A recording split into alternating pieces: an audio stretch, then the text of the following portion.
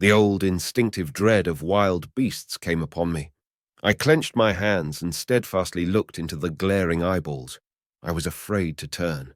Then the thought of the absolute security in which humanity appeared to be living came to my mind. And then I remembered that strange terror of the dark. Overcoming my fear to some extent, I advanced a step and spoke. I will admit that my voice was harsh and ill-controlled. I put out my hand and touched something soft. At once, the eyes darted sideways, and something white ran past me. I turned with my heart in my mouth and saw a queer little ape-like figure, its head held down in a peculiar manner, running across the sunlit space behind me.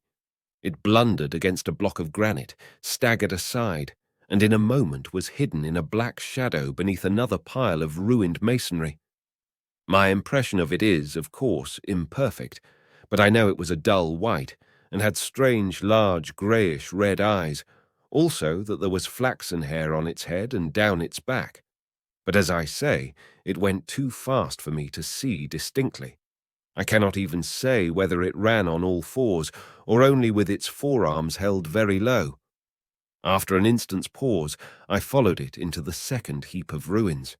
I could not find it at first, but after a time in the profound obscurity, I came upon one of those round, well-like openings of which I have told you, half closed by a fallen pillar.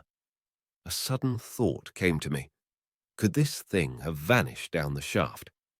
I lit a match, and looking down, I saw a small, white, moving creature with large, bright eyes, which regarded me steadfastly as it retreated.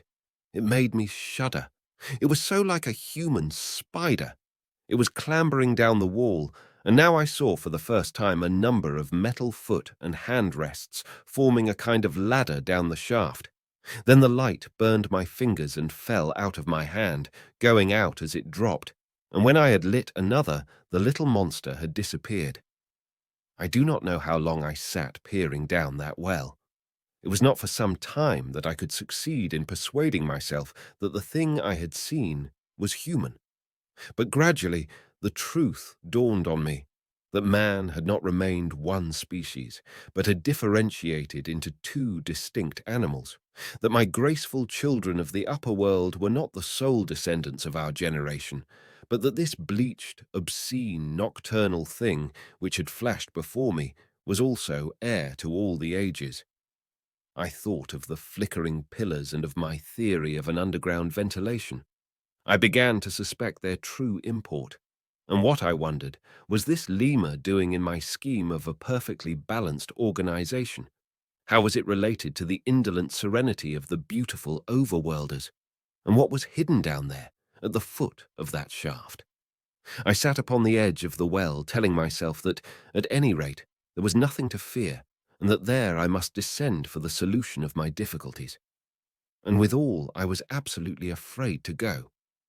As I hesitated, two of the beautiful upperworld people came running in their amorous sport across the daylight in the shadow.